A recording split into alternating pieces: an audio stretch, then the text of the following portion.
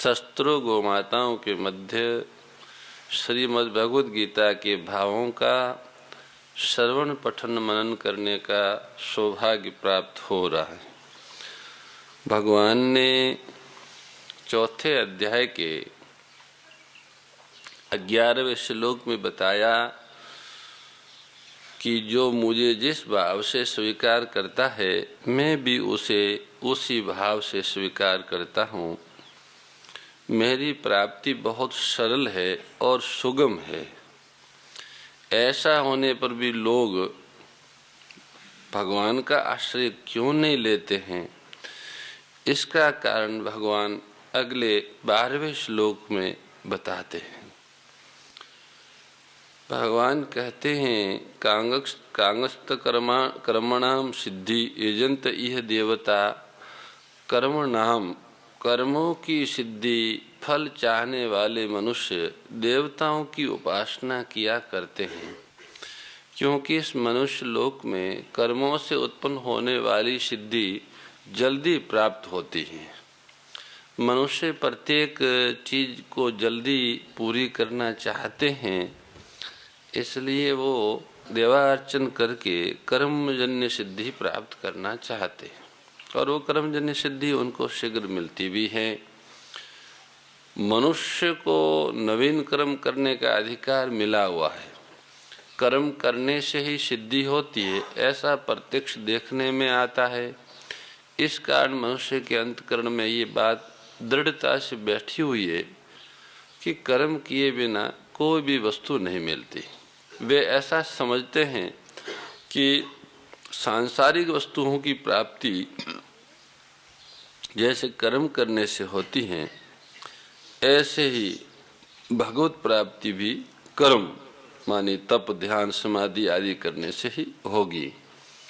नाशवान पदार्थों की कामनाओं के कारण उनकी दृष्टि इस वास्तविकता की ओर जाती ही नहीं कि सांसारिक वस्तुएं कर्मजन्य है, एक देश है, उसलिए हमें नित्य प्राप्त नहीं है, हमारे से अलग हैं और परिवर्तनशील है। इसलिए उनकी प्राप्ति के लिए कर्म करने आवश्यक है, परंतु भगवान कर्मजन्य नहीं है।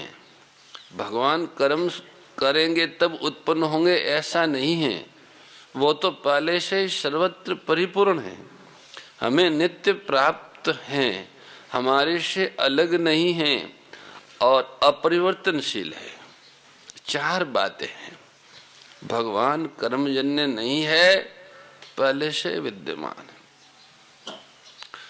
कर्म से उत्पन्न कर्म के परिणाम स्वरूप मिलने वाले को भगवान नहीं कहते। वो वस्तु हो सकती है, पदार्थ हो सकता है, परिस्थिति हो सकती है, अवस्था हो सकती है, पर भगवान नहीं हो सकते। भगवान तो पहले से ही सर्वत्र परिपूर्ण है और आत्मा से परमात्मा अलग नहीं है, नित्य प्राप्त है, उनमें कोई परिवर्तन नहीं होता है।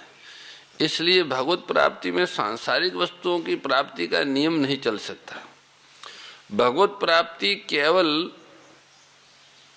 तीव्र अभिलाषा से होती है। भूख जितनी तेज होगी भगवान से मिलने की, इतना उनका मिलन सुलभ और शीघ्र होगा।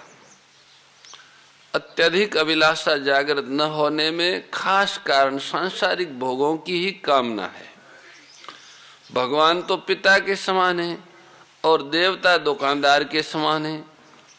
अगर दुकानदार वस्तु न दे तो उसको पैसे लेने का अधिकार नहीं है, परंतु पिता को पैसे लेने का भी अधिकार है और वस्तु देने का भी है।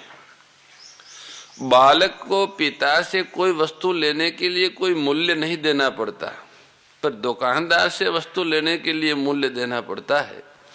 ऐसे ही भगवान से कुछ लेने के लिए कोई मूल्य देने की जरूरत नहीं है, परंतु देवताओं से कुछ प्राप्त करने के लिए विधि पूर्वक कर्म करने आवश्यक है।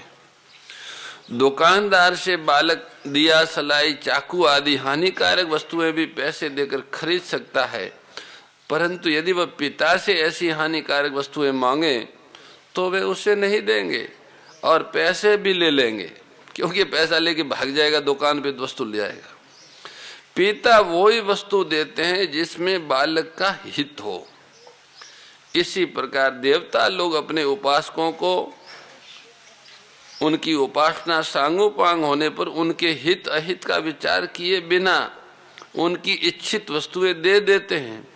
परंतु परमपिता भगवान अपने भक्तों को अपनी इच्छा से वही वस्तुएं देते हैं जिसमें उनका परम हित हो। ऐसा होने पर भी नाशवान पदार्थों की आसक्ति, ममता और कामना के कारण अल्प बुद्धि वाले मनुष्य भगवान की महत्ता और सुहृदता को नहीं जानते। इसलिए वे ज्ञानवश देवताओं की उपासना करते हैं और उन्हीं से कुछ चाहते हैं। क्षिप्रम ही मानुषे लोके सिद्धिर्भवति कर्मजा। क्षिप्रम ही मानुषे लोके सिद्धिर्भवति कर्मजा। ये मनुष्य लोक कर्म भूमि है, कर्मानुबंधिनी मनुष्य लोके। इसके सिवाय दूसरे लोग स्वर्ग नरक आदि भोग भूमियों है। मनुष्य लोक में भी नया कर्म करने का अधिकार मनुष्य को ही है, पशु पक्षी आदि को नहीं है। मनुष्य शरीर में किए हुए कर्मों का फल ही लोक परलोक में भोगा जाता है। मनुष्य लोक में कर्मों की आसक्ति वाले मनुष्य रहते, कर्म संगी सुजायते। कर्मों की आसक्ति के कारण वे कर्मजन्य सिद्धि पर ही लुब्ध होते हैं। कर्मों से जो सिद्धि होती है वह यद्यपि शीघ्र मिल जाती है, तथापि वह सदा रहने वाली नहीं होती। जब कर्मों का आदि और अंत होता है तब उनसे होने वाली सिद्धि सदा कैसे रह सकती है। इसलिए नाशवान कर्मों का फल भी नाशवान ही होता है। परंतु कामना वाले मनुष्य की दृष्टि शीघ्र मिलने वाले फल पर तो जाती है, पर उसके नाश की ओर नहीं जाती। विधि पूर्वक सांगोपांग किए गए कर्मों का फल देवताओं से शीघ्र मिल जाया करता है। इसलिए वे देवताओं की शरण लेते हैं और उन्हीं की आराधना करते हैं। कर्मजन्य फल चाहने के कारण वे कर्म बंधन से मुक्त नहीं होते और परिणाम स्वरूप बारंबार जन्मते मरते रहते हैं। जो वास्तविक सिद्धि है वह कर्मजन्य नहीं है। वास्तविक सिद्धि तो भगवत प्राप्ति है। भगवत प्राप्ति ही सिद्धि है, बाकी तो सब असिद्धियों है। सांख्य योग में, सांख्य दर्शन में, सांख्य कारिका में 28 प्रकार के बुद्धिबद्ध बताए हैं, बंधन बताए। 28 प्रकारों के बंधन से बंधा हुआ जीव मुक्त नहीं हो सकता। उसमें 8 असिद्धियों का है, जिनको लोक में सिद्धि कहा जाता है। अष्ट सिद्धि, अणिमा, महिमा, लगिमा, गरिमा आदि। उसको सांख्य कारिका में, सांख्य शास्त्र में 8 असिद्धि का है, वो भगवत प्राप्ति में बाधक है। और 9 को त्रुटियों का है, जिनको 9 निधि कहते हैं, वो 9 त्रुटि का है। इसी तरह समाधि आदि भी उसमें बाधक माने हैं। 10 इंद्रियों में कोई इंद्रिय अगर खराब हो तो वो 11वां मन है, उसमें कोई उन्माद आदि बीमारी हो। इस तरह से 4 अंतःकरण की, 9 बाहर ये त्रुटियों, 8 असिद्धियों और 11 ये बुद्धिबद्ध में लाके 28 ये उनमें बाधक माने गए हैं। संसार में लोग इनको सिद्धि कहते हैं, पर परमार्थ में ये असिद्धियों हैं। वास्तव में पारमार्थिक दृष्टि से तो मात्र एक ही सिद्धि है, और वो है भगवत प्राप्ति। परमात्मा के प्रेम की प्राप्ति, परमात्मा की प्राप्ति ही परम सिद्धि है। भगवत प्राप्ति के साधन कर्म योग, ज्ञान योग और भक्ति योग भी कर्मजन्य नहीं है। योग की सिद्धि कर्मों के द्वारा नहीं होती, कर्मों के संबंध विच्छेद होने से होती है। यहाँ शंका ये हो सकती है कि भगवान ने ही पहले दूसरे अध्याय में बताया कर्म योग की सिद्धि तो कर्म करने से बताई गई है। भगवान स्वयं बोले आरुक्षोर मुनिर योगम कर्मम कारणम उच्यते। तो फिर कर्म योग कर्मजन्य कैसे नहीं है? तो कर्म योग में इसका समाधान है। कर्म योग में कर्मों से और कर्म सामग्री से संबंध विच्छेद करने के लिए ही कर्म किए जाते हैं। योग परमात्मा का नित्य संबंध तो स्वतः सिद्ध है और स्वाभाविक है। अतः योग अथवा परमात्म प्राप्ति कर्मजन्य नहीं है। वास्तव में कर्म सत्य नहीं है, प्रत्युत परमात्म प्राप्ति के साधन रूप कर्मों का विधान सत्य है। कर्म सत्य नहीं है कर्मों का कि भाई इस तरह से अगर करोगे तो कर्मों के बंधन से मुक्त होंगे। ये जो शास्त्रीय विधान है, निष्काम भाव से सर्वहितकारी भावना से भावित होकर अगर कर्म करोगे तो कर्म बंधन से मुक्त हो जाओगे, ये विधान सत्य है, कर्म सत्य नहीं है। कोई भी कर्म जब सत्य के लिए किया जाता है तब उसका परिणाम सत्य होने से उस कर्म का नाम भी सत्य हो जाता है। कर्म चैव तदर्थ्यम सदत्य विद्यते। अपने लिए जो कर्म सत्य के लिए कहा जाता है, किया जाता है, वो कर्म भी सत्य कहलाता है।